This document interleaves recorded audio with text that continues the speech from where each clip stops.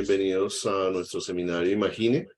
Hoy tenemos un invitado internacional, que viene con un invitado, por supuesto, que no necesita invitación, el profesor Tiberio.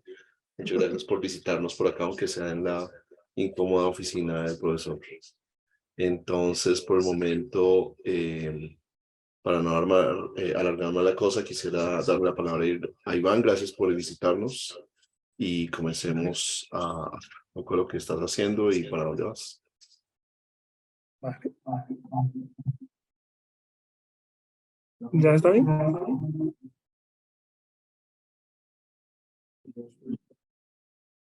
Ya no sé cómo hablar. Ay, ¿cómo Sí, se siente eco. De pronto... Ahí, ¿qué tal se escucha? Ahora Ya sí. hay mejor, ahora sí. Vamos a subir el volumen. Va. Ay, no puedo compartir pantalla.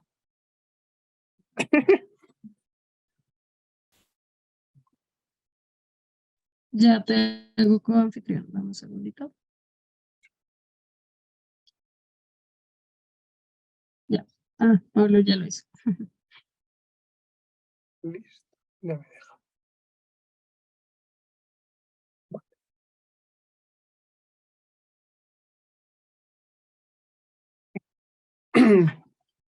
Pues encantado de estar aquí hoy con vosotros. Yo soy Iván Velasco González y estoy trabajando en un proyecto con el profesor José Tiberio dentro de la Fundación Canguro. Y el proyecto se titula, pues como veis ahí, Visual Analytics for Growth Monitoring in Neonatology. Ah, bueno, sí. Y John Alexis Guerra Gómez de la Universidad de Northeastern en San Francisco. Que bueno, tenía que haber puesto ahí los nombres, pero se me ha olvidado. Bueno, en primer lugar, me presento un poquito. ¿Quién soy yo? ¿No? ¿Qué hago aquí? Pues yo soy un estudiante del programa de doctorado de Tecnología de la Información y las Comunicaciones por parte de la Universidad Rey Juan Carlos de Madrid, en España, y concretamente estoy trabajando en la línea de computación gráfica y de altas prestaciones. Yo llevo trabajando en esto de investigación desde 2017, más o menos, cuando estaba haciendo mis 2 pregrados en Ingeniería de Computadores e Ingeniería Informática, y también estuve trabajando en investigación cuando estaba haciendo mi maestría. ¿Vale? Yo mayoritariamente he estado trabajando dentro de un proyecto muy grande que tenía la Unión Europea, llamado el proyecto Human Brain Project, ¿vale? Que como su nombre pues, se puede deducir, se centraba un poquito en el entendimiento de cómo funcionaba el cerebro humano. ¿Vale? Por lo tanto, gran parte de todo el trabajo que he hecho y el de mi tesis está vinculado a la neurociencia, salvo esta última parte que estoy haciendo con Tiberio. ¿Vale? Ahora esto se ha quedado. Espera, ahí está. Vale. Y por otro lado, yo vengo de un grupo de investigación allí de mi universidad llamado VG Lab, centrado un poquito en visualización. Y pues aquí tenemos un ejemplo de las herramientas que hemos ido haciendo, ¿no? ¿Vale? Aquí teníamos herramientas de visualización neurocientífica en varios niveles de abstracción, que es lo que estábamos buscando en la HDP. En la imagen de la izquierda tenemos una representación de múltiples neuronas de forma abstracta y podemos ver sus niveles de activación. Esto está ordenado en unas cosas que se llaman columnas y milicolumnas, que no vamos a entrar ahora, pero aquí estaríamos visualizando miles de neuronas a la vez y cómo se comunican entre ellas. ¿Vale? Que esto lo usaban pues, los neurocientíficos, porque nosotros no tenemos ni idea de interpretar esto, pero bueno. Y luego a la derecha tendríamos ya lo que sería un nivel mucho más bajo de abstracción, donde podemos ver una neurona con su morfología y las protuberancias que son las espinas, que son donde se producen las conexiones, ¿vale? Y tendríamos esa representación. Entonces aquí manejábamos los 2 tipos, tanto a nivel de una única neurona como a nivel de conectividad de todo el cerebro en sí, ¿vale? Luego también tenemos varias herramientas de simulación en el ámbito médico. Aquí en la imagen de la izquierda podemos ver una que hizo un compañero mío, que consiste en la simulación de una imagen de radiografía en tiempo real. La imagen completamente de la izquierda, hasta de aquí, sería una imagen hecha por ray tracing, pero del de verdad, no el que usa Nvidia, del bueno, que tardó como 70 horas en generarse. Luego la imagen central es la que consiguió hacer esta persona, que tarda más o menos 2 segundos en un computador promedio. Y en la tercera imagen es la diferencia en error relativo de una a otra. Bueno, está bien chulo. Bueno, y todo esto se hizo porque se quería hacer un simulador para entrenar a la gente, para entrenar a los técnicos de radiología en colocar a los pacientes para hacer radiografías, ¿no? Como tú tienes que hacer una radiografía, te tienes que poner en cierta posición para que se vea bien lo que se quiere ver. Y la herramienta permite entrenar técnicos sin tener que hacer radiografías reales, que como sabéis, pues no es muy recomendable dárselo a rayos X porque sí. Vale. Y luego, pues ya con esto terminamos la introducción. ¿Y qué estoy haciendo yo aquí? Vale, pues yo estoy trabajando en la Fundación Canguro, que se encarga de internacionalizar y presentar el programa Madre Canguro. ¿Vale? ¿En qué consiste este programa? Este programa está dirigido a niños prematuros, es decir, niños que han nacido con menos de 37 semanas de gestación, o bien niños con bajo peso al nacer, es decir, con que sí que teóricamente tienen todas sus semanas y han nacido cuando deberían, tienen un peso por debajo de lo que se considera normal. ¿Vale? Este programa tiene un montón de directrices y protocolos, súper completos, hay por ahí una guía como de 200 páginas, ¿vale? Pero lo más reconocible del programa es lo que se conoce como la posición canguro, de la que coge su nombre, que consiste en el contacto piel a piel de la madre con de la madre o de quien sea, puede ser cualquiera, ¿vale? Con el bebé. Y tenemos en la imagen, se ve la posición canguro, ¿vale? Este método lo bueno que tiene es que evita el uso de incubadoras y además es más efectivo que estas. Y luego también pues hace un especial hincapié en el uso de leche materna, ¿vale? Concretamente lo que busca el programa es mejorar la salud de estos niños y conseguir que, aunque hayan nacido pronto o con poco peso, conseguir equipararlos a lo que sería un bebé normal al año de edad. Pues a veces se consigue, a veces no. Vale, el caso es, yo no soy médico, ¿qué estoy haciendo yo exactamente en el programa, no? Vale, pues nuestro objetivo era desarrollar herramientas que permitan a los investigadores de este programa de explorar de manera rápida e intuitiva sus hipótesis. ¿Qué pasa? Cuando ellos están, cuando ellos están trabajando en el propio programa Canguro cuidando a los bebés, se dan cuenta de que hay cosas que pueden influir en el desarrollo del bebé y o no. ¿Cuál es el caso? Que esto hay que comprobarlo de alguna forma. ¿Vale? ¿Y cómo suelen ser estas hipótesis? Normalmente suelen tener primero que definir unos grupos de análisis, ¿no? Definen dos grupos de bebé en base a determinadas variables que ellos consideran relevantes, y luego comparan cómo se han comportado al año de edad, que sería más o menos el momento que se finaliza el programa. Entonces, el final es el año y ese es el momento en el que están mirando. Por ejemplo, hace poco estábamos con Natalie, la directora de la fundación, haciendo unas pruebas y ella, usando una herramienta que tenemos, se dio cuenta de que había algunos bebés que estaban llegando mal a 40 semanas, pero que luego llegaban muy bien a lo que sea la edad, es decir, conseguían recuperar peso, y luego había algunos bebés que no. Entonces, que esos dos grupos querían compararlos y ver por qué había pasado, diferencias entre las variables y por qué podía haberse debido a esto. Vale, luego cosas a tener en cuenta, ¿cuál no es el objetivo de esta herramienta o lo que estamos haciendo? Vale, esta herramienta es una herramienta de exploración visual para que les permita ver qué hipótesis pueden ser viables o no y si van en la dirección correcta. No es una herramienta para coger una hipótesis formal y verificarla, por así decirlo, bien. Para ello habría que usar un software como SPSS, R o lo que toque. Pero con esto nos puede hacer una idea de, vale, por aquí voy bien, voy a probar a ver si sale o no, sin toda la parafernalia que tiene montarlo bien en SPSS. ¿Vale? ¿Vale? Y esta sería pues la herramienta que hemos hecho, parte de ella, ¿vale? Esto sería un módulo conocido como TeamSearcher, que es una herramienta que nos permite explorar procesos visuales. No solamente está diseñada para el programa Canguro, ¿vale? Puede tener muchos más. Y como, por ejemplo, en este caso, está justamente el caso que estaba en el apartado anterior.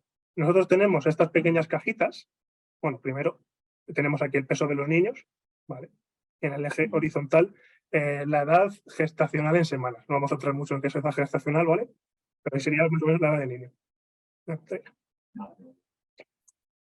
¿Vale? ¿Qué son estas cajitas? Estas cajitas actúan como filtros, ¿vale? Que nosotros los conocemos como time boxes, porque están así en la literatura, y con estos filtros podemos crear grupos de una forma bastante rápida y sencilla. Por ejemplo, las cajitas rojas aquí están solapadas, la roja y la azul, aunque no se vea bien, ¿vale?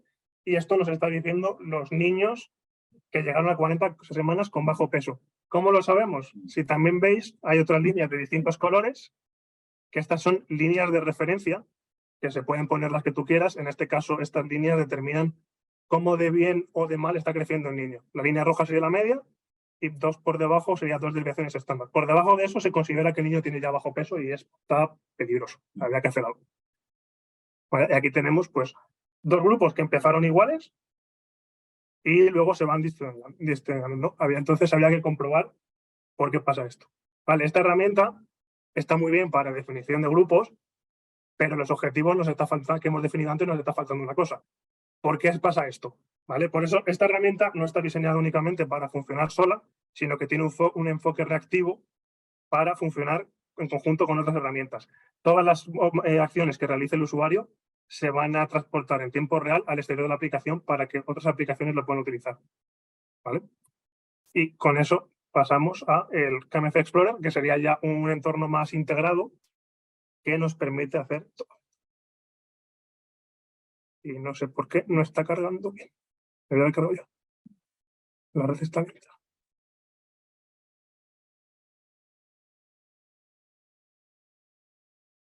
Bueno, si queréis ir entrando, esto está público para quien quiera entrar. Ahí está. Ya está cargando. Ya está cortando.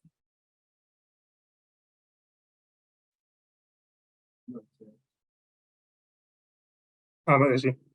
Sí, nosotros aquí estamos trabajando con la base de datos del programa Canguro, ¿vale? Que son unos 55.000 niños recogidos en los últimos 20 años, con un total de 673 variables, o sea, es una base de datos enorme, y además cada niño, aquí estamos pensando el peso y la edad, tiene como 5 o 6 datos de peso.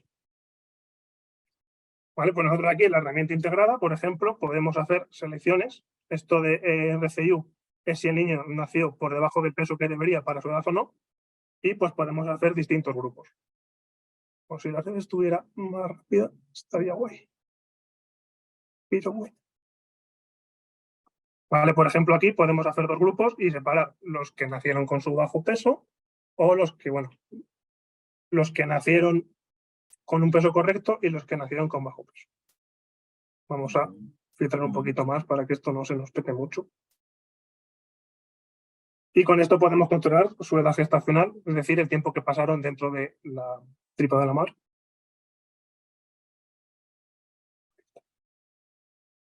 Vemos un poquito.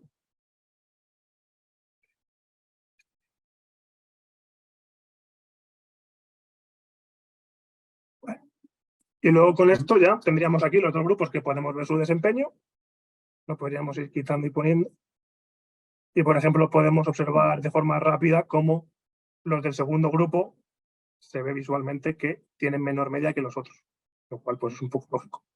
Además, también podemos ir haciendo subgrupos de forma directa en la propia aplicación. Por ejemplo, vamos a seleccionar lo que estaba en el ejemplo antes. Niños que a las 40 semanas estaban mal y acabaron mal, y niños que a las 40 semanas estaban bien y acabaron bien. Por ejemplo. Ahí podríamos hacer ya nuestros 2 grupos, podríamos definirlos. ¿Qué ventaja tiene esto? Si os fijáis aquí abajo, nosotros tenemos, todo esto son distintos módulos, ¿vale? Que están conectados entre sí, no forman todo parte de la misma aplicación. Y vemos como si yo, por ejemplo, modifico aquí algo, en tiempo real, ¿veis el cuadradito azul? Que va modificándose. Así puede el usuario ir toqueteando de forma en tiempo real para coger el grupo que le gusta. Bueno, y además tenemos varios descriptores estadísticos. Esto es completamente configurable y puedes poner todo lo que tú quieras, como media y desviación. ¿Vale? Uy. Sí. Además, también calculamos la mediana, en este caso creo que es la mediana de los grupos, se puede configurar, que es la línea punteada que nos indica pues, cómo se está comportando el grupo que tenemos seleccionado. Esto además nos lo sugirió una usuaria, Catalina, que creo que está en la reunión, que le vendría muy bien para ver cómo sería la curva esperada de un niño con estos valores. Luego, además, también lo bueno que tiene esto es que podemos añadir cualquier variable en tiempo de ejecución sin que nos cueste nada, ¿vale? Por ejemplo, eso no era eso. Tiene sentido. Por ejemplo, ahí podemos añadir pues, lo que sería el peso, ¿vale? Y podemos añadirlos todos así de forma rápida, sin perder la selección e ir encontrando por qué podría ser. Por ejemplo, esto, aunque pueda parecer que no es útil, ayer con Natalie estuvimos, la directora de la fundación, estuvimos haciendo unas pruebas y al final nos juntamos con 25 variables o así, que era esto larguísimo. Entonces, que dar esa flexibilidad al usuario es bastante interesante. ¿Vale? Bueno, y con esto un poco ya. Sí.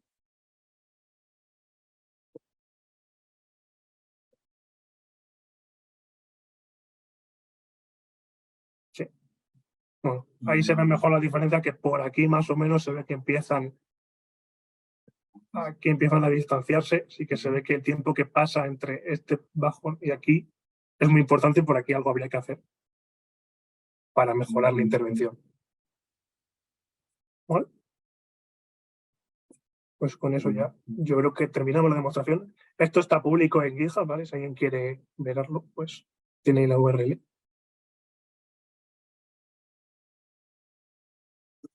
Sí, bueno, está todavía en desarrollo, o sea que tendrá bugs y cosas de esas, tampoco.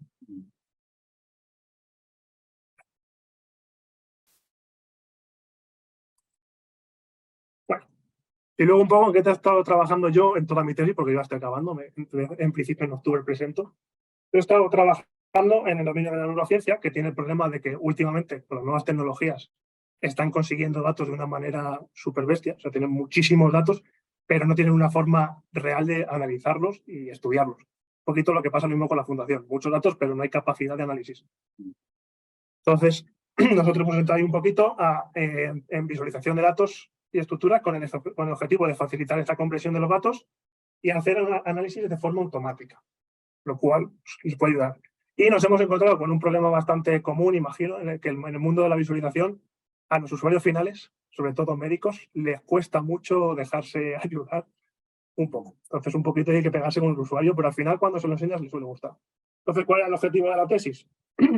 Pues la creación de técnicas y herramientas para ayudar en estas tareas de visualización y de análisis, y sobre todo que fueran fáciles de utilizar y que no tuvieran muchos problemas. Si nosotros, una cosa que muchos parámetros a un usuario normal, normalmente ve los parámetros, se asusta y ni lo toca. Entonces, cuidado con eso. Tiene que estar consciente. Vale, la primera parte, que me centré en la parte de neurociencia, sería la morfología neuronal, ¿vale? O sea, solamente en una única neurona, y tenían un problema bastante grande de que en este contexto tienen dos representaciones principales de las neuronas. Una basada en mallas 3D y otra es una especie de árbol jerárquico. ¿Cuál es el problema? La representación en mallas 3D no tiene esa jerarquía, y además los análisis que se pueden hacer en una representación y en otra son completamente distintos, y ellos querían los dos. ¿Qué pasa? Que además hacer el proceso de extraer la neurona del tejido a una representación informática les llevaba como 8 horas de trabajo de un experto entrenado, o sea que era un proceso muy largo. Bueno, entonces nos pidieron que les hiciéramos una especie de conversor, que no es un conversor porque son dos formatos completamente distintos, y pues a base de cálculos geométricos bastante complejos, pues se podía pasar de la representación de una representación de este estilo en Maya 3D a esto ya completo, construyendo nosotros la jerarquía completa desde cero, midiendo distancias y teniendo en cuenta muchos errores que tenían los datos. Vale, con esto hemos conseguido un montón de datos más para hacer sus análisis y la verdad que está siendo bastante utilizado. Bueno, de esto luego también hay un montón más de cosas, pero bastante menos importantes, que fueron complementando. Bueno, luego por otro lado, estuvimos trabajando en el análisis de datos de electroencefalograma. No sé cómo quitar esto. Ahí, vale, ya está. Bueno, en análisis de datos de encefalograma, de un enfoque un poco novedoso en comparación con lo que estaba haciendo anteriormente. O sea, ahora mismo todos son redes neuronales, y esto hicimos un clasificador y toda la literatura estaba basada en redes neuronales, que la verdad que estaba dando bastante buenos resultados, pero tiene algunos problemillas que vamos a ver. O sea, nosotros lo que hicimos fue tratar las series, el electroencefalograma como una serie temporal, lo que pasa que es multivariante, teniendo en cuenta la relación entre cada uno de los electrodos en un determinado tiempo. ¿Vale? Esto nos está usando hasta ahora, y con ello hicimos un clasificador basado en Discrete Wavelength Transform, DWT, que más o menos es parecido a una transformada de Fourier, así por simplificar.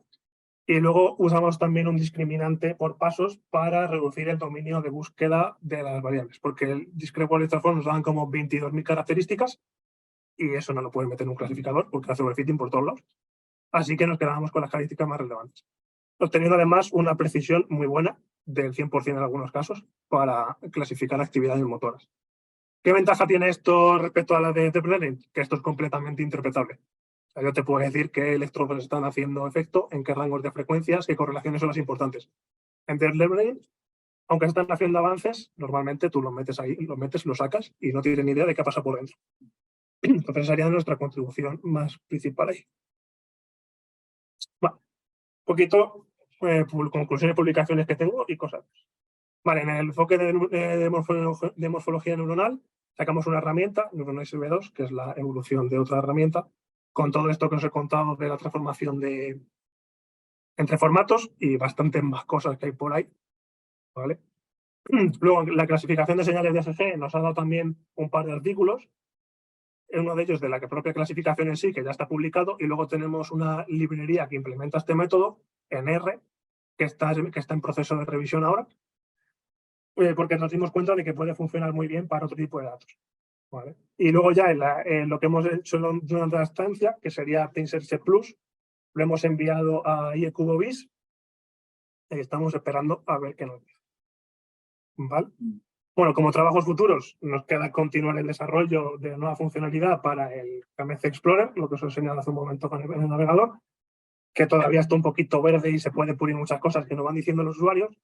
Y luego, aprovechando la interpretabilidad que nos da el clasificador de FFs, queremos hacer una herramienta de visualización que permita visualizar en tiempo real qué electrodos son los más importantes y qué correlaciones son las importantes. Porque en el paper nos dimos cuenta de que había cosas que no eran tan comunes como parece. Concretamente, en estos motores había 2 o 3 electrodos que teóricamente no están asociados a la corteza motora, pero que eran los que mejor predecían el movimiento. Entonces había que analizar un poquito más por qué, pero eso ya se escapa a lo nuestro. Bueno, y eso sería un poquito todo. ¿Preguntas? Sí, bueno.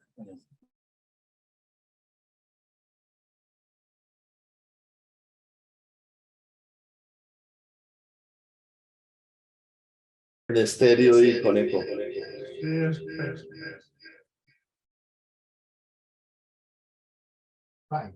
Listos. Preguntas, comentarios.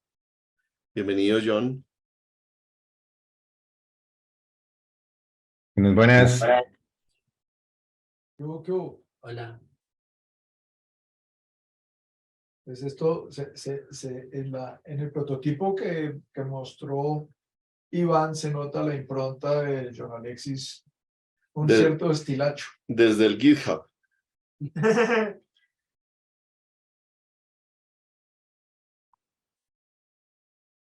Preguntas.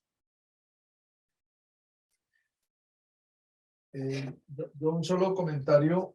Me parece que lo poco que nos hemos conocido con el grupo VLAB,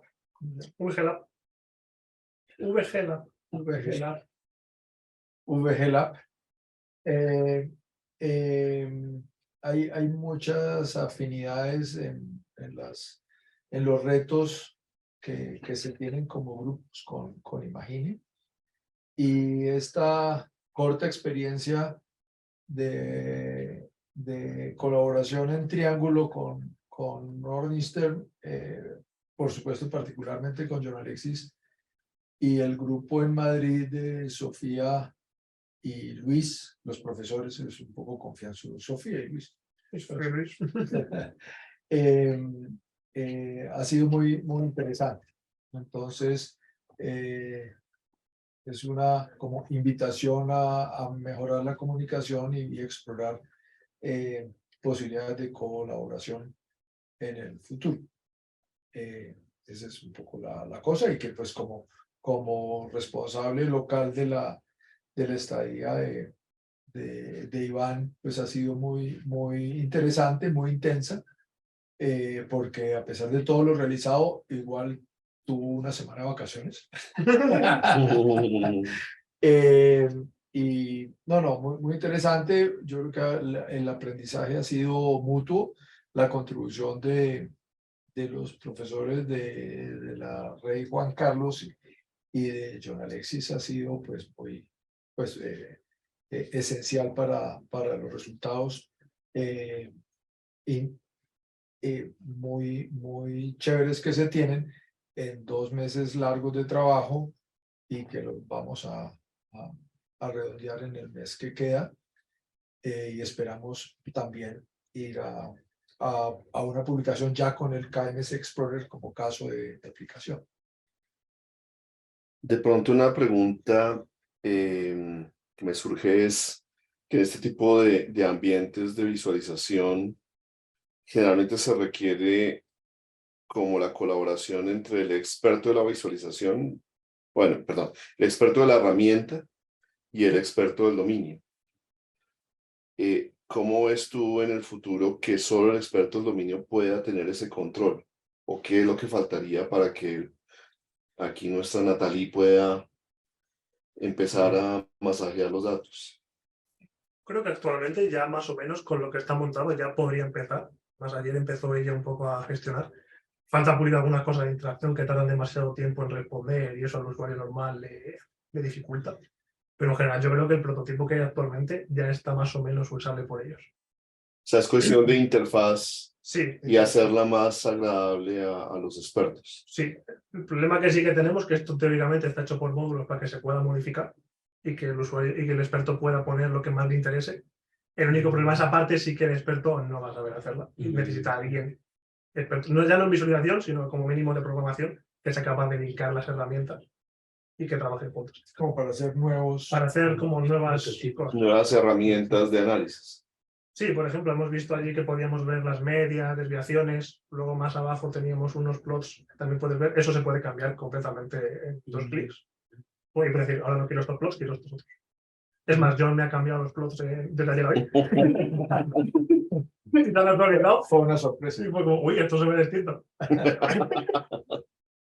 Eso pasa cuando tienes un programador activo en el grupo. Y eso que me estaba restringiendo de no estarlo cambiando en medio de la presentación.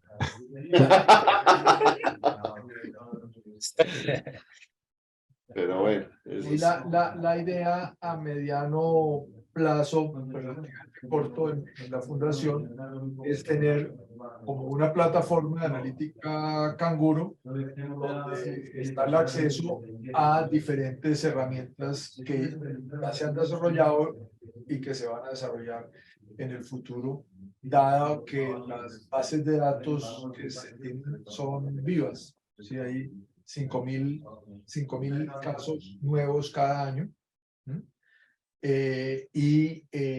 Vamos a iniciar la campaña de introducir las ecografías de los cerebros de los niños jóvenes, de los bebés, en la base de datos. ¿Sí?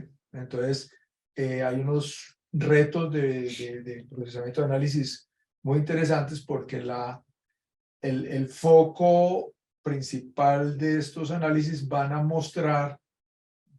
están demostrando, todavía no hemos terminado, en el impacto en la salud del cerebro del niño a largo plazo. ¿Sí? Entonces, we are working very hardly. Good. And you will have We'll see results. some news. Duan, cuéntanos. Sí, buenas tardes. Pues bueno, no, Iván, muchas gracias por la presentación, muy interesante. La duda que se me ocurrió a mí, pues, o la inquietud que tengo es, por ejemplo, en esta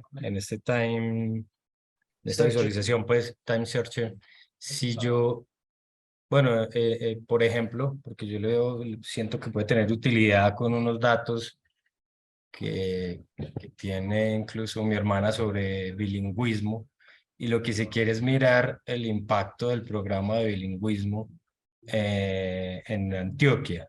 Entonces, si tienen unos datos previos, si se tienen los resultados de las pruebas del ICFES, ¿cómo deben estar los datos si pronto ella quisiera o quisiéramos utilizar este Time Searcher? ¿Cómo deberían organizarse los datos? Realmente, como suelen estar en el tidy format, que es el normal, y para este tipo de datos temporales normalmente tienes una columna que es el tiempo y se va repitiendo. Tienes una columna de identificación y luego una columna de tiempo que te va indicando como cada instancia. Vale, no sé si Ahí yo creo que una cosa es que nos faltó, Iván pasó muy rápido por toda la parte de Time Searcher. Sería chévere de pronto que abras el GitHub de Time Searcher y le pasemos a Duan ese porque pues precisamente hay un notebook en donde lo puedes intentar con tus propios datos. Ah, súper. No lo van a presentar.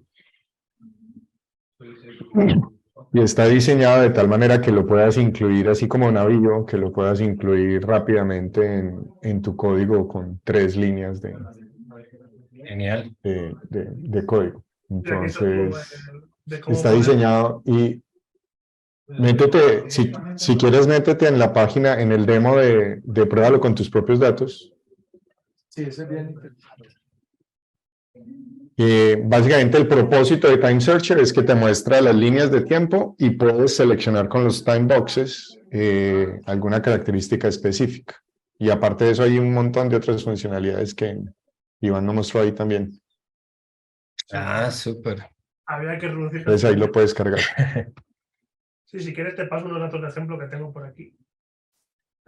Sí, es que es muy importante la característica que está concebido como un commodity, digamos, que puede ser integrable en otras aplicaciones. Entonces la idea es poderlo utilizar sin que comprometa su funcionalidad con la funcionalidad de la aplicación, y más bien así como está en KMS Explorer, que la parte muy amarrada a la característica de los datos esté por fuera del time search. Ok. Y ahí hay un resultado muy interesante con respecto a la pregunta que hacía ahorita Pablo, que cuando estuvimos haciendo una pruebita de usabilidad con Time Searcher, creo que Catalina ya no está, una de las observamos unas cosas muy interesantes en los usuarios, y es que, Iván, muestra, incluso muestra con los datos pues, que tenías normalmente, que esos del SAP 500, dale ahí rescatar, reiniciar eso. Y muestra pues cómo, por ejemplo, ahí con estos datos puedes ir y crear, selecciona, exacto, selecciona entonces, por ejemplo, esas son acciones, ¿cierto? Entonces selecciona, pero haz una selección más interesante. Por ejemplo, digamos una acción que arranque baja y que después al año siguiente esté alta. O sea, así, en varios tiempos también hay dos interesantes. Sí, puede ser como que en la primera parte del año arranca baja y en la segunda parte del año termina alta. Ahí era donde uno debió haber invertido, pero no. Pero Exactamente. no. Y después, entonces uno puede seleccionar esas dos time boxes y puede arrastrarlas para hacer esa misma consulta a lo largo del tiempo. Entonces lo interesante, Pablo, es que cuando estamos haciendo esa prueba, como puedes ver, ahí uno puede hacer pues los time boxes como quiera y van, cualquiera de los desarrolladores, nosotros vamos y hacemos time boxes a lo loco y no nos da nada. La doctora le daba miedo hacer time boxes. No Ya- voy a dañar los datos o algo así. Sí, hay unas características ahí de experiencia de usuario muy interesantes. Por ejemplo, había otra y es que, no sé, tanto Iván como yo siempre hacemos el time box arrastrando de arriba a la izquierda hacia abajo a la derecha. Ella arrastraba siempre de arriba a la derecha a abajo a la izquierda. Y siempre, y eso incluso nos dañaba algunas cosas y no. Entonces hay una cantidad de detalles de esos y pues entenderlo, la lógica, hay un reto grande ahí de cómo hacer la semántica de todo el asunto. Chévere, chévere. Sí, yo creo que es interesante ver, pues para mí la pregunta de neófito en visualización es interesante, la pregunta desde interfaces, porque siempre habrá cosas a mejorar para darle más capacidad al experto. Así es. Y en ese sentido, pues digamos que chévere que todavía hay muchas cosas que hacer. Todavía tenemos trabajo. Todavía ChatGPT Sí, sí, sí. para el trabajo. Sobre todo, por ejemplo, cosas tan sencillas como que, como decía Iván, que no le aparezca la pantalla en blanco y que le diga, como somos tan flexibles, como los ingenieros somos tan berracos, diga qué quiere y yo le doy lo que usted quiera. Pero usted tiene, por ejemplo, en el caso de la base de datos Kanguro, 6.000 variables, pues usted se pone pálido y se va. Sí, porque ¿qué hace? Entonces, el cómo hacer Invitarlo a trabajar. flexible, que usted le ofrezca por defecto una cosa e invite a cambiarla, que no, sí, que sea una amable invitación, pero con algo concreto que le interese, pero diciéndole, usted lo puede cambiar. Y esa es muy fácil decirlo, Y no pasa nada. implementarlo no es fácil, no es fácil. O sea, hay una parte ahí como psicológica compleja y que cambia de profesión a profesión. Sí, yo creo que siempre tendremos que aprender de los automóviles o de los que hacen máquinas complejas y con solo 1 o 2 controles uno puede hacer muchas cosas. El esconder mucho de lo que está debajo siempre va a ser algo que ayuda, pero el balance entre qué tanto escondo y qué tanto permito hacer siempre va a ser algo interesante. O permitir, así como no, como decía Schneiderman, el overview de Tales on Demand es, yo le ofrezco la interfaz y la herramienta y pídame cosas y yo se las voy a poder cambiar. Usted las va a poder cambiar, pero a medida que usted me pida. Y no, yo personalmente tengo o tenía tendencia a maximizar la libertad del usuario, porque me parece que eso es un confort importante, pero eso genera angustia. Sí, demasiadas variables. Sí, sí. Y en unos proyectos que estamos haciendo con la dirección de María del Pilar Villamil, uno de los problemas grandes que tuvimos, grandes como por burlarnos de nosotros mismos, es que le ofrecíamos demasiada libertad a los especialistas en cáncer de mama y no entendían para qué era la aplicación. Entonces, si usted reduce y dice, mire, por defecto son estas 5 variables y yo no sé qué, Ya. era el mismo software, pero ahora todo bien. Pero escondido. Sí, y usted puede cambiar. Y si no le gusta esto, pues le puede poner el otro. Pero digamos, esa primera barrera era una barrera de resistencia impresionante que nosotros o yo personalmente no entendía. Y desorientábamos y espantábamos al usuario. Y ya. Sí, a nosotros nos pasó igual. Una herramienta de reconstrucción de mallas con 5 o 6 parámetros. Esto es muy complejo, esto ni que lo use. Pusimos los parámetros por defecto, escondimos las opciones. Ya. De una. Esto es fácil. Bueno, Sí. no sé si hay alguna otra duda o pregunta o comentario.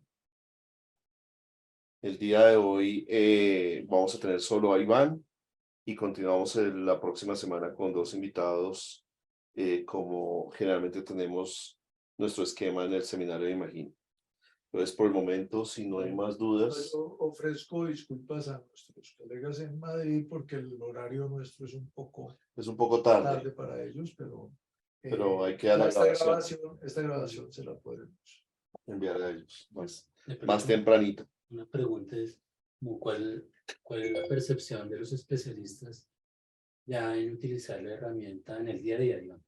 Pues para pruebas está bien, pero ¿cómo logran ustedes que los especialistas, los expertos en el dominio, realmente se interesen en utilizar la herramienta? Sí, perdón. Esto está hecho más hacia el análisis de los datos que para la atención clínica.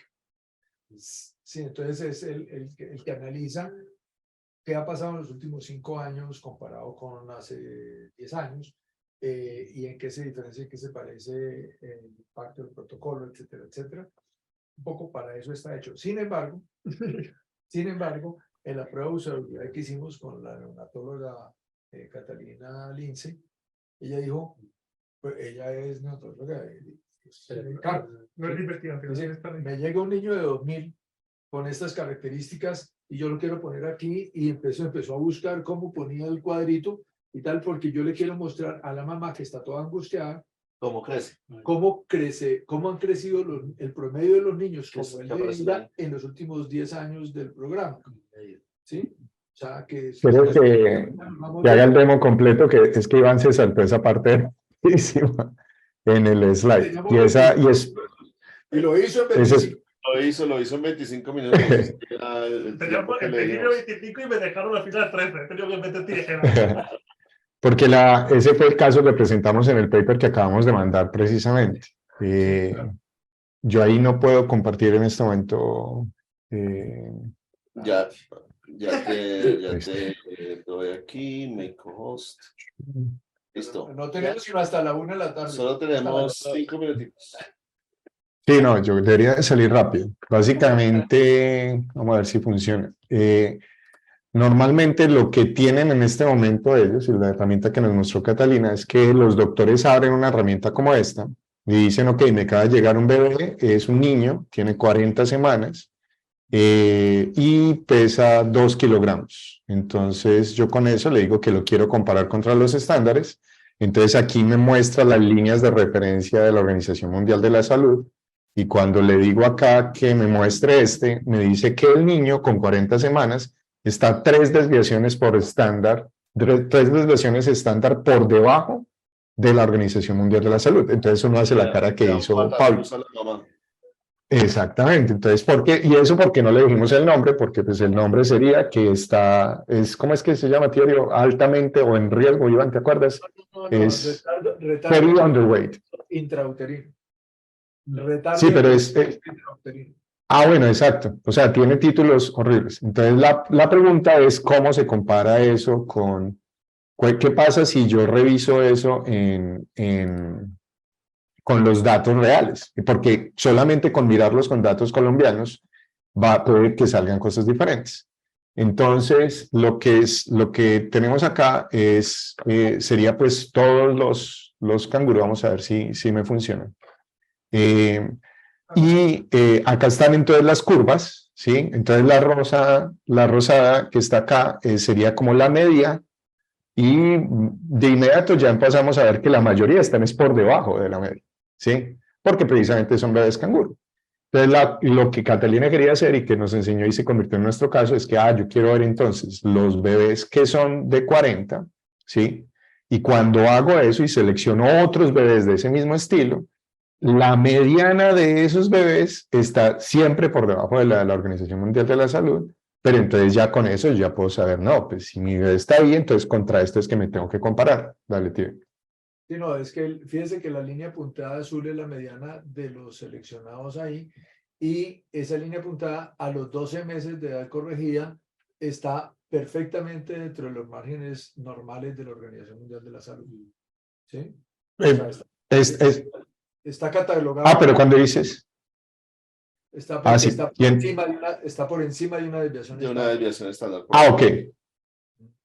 Exacto. Entonces, lo interesante es entonces mirar dentro de esos que arrancaron mal, cuáles son los que siguen mal, o cuáles son de esos los que empiezan a mejorarse. Y que ahí es donde se forma. Sí, una cosa interesante que estuvimos mirando con Iván y con la doctora es que lo que yo pierdo en las primeras, antes de la semana 50, digamos, si yo si me cogen ventaja antes de la semana 50, esa ventaja nunca la voy a recuperar. O sea, voy a crecer bien, pero va a ser una línea paralela por debajo de la otra, ¿sí? Lo cual no necesariamente está mal, simplemente es el impacto de la intervención en esas primeras Temprana. Sí, en esas primeras semanas es clave. O sea, lo que hizo ahí puede tener un impacto maravilloso a los 20 años, o el impacto o el precio, digamos, el costo se ve a los 20 años también.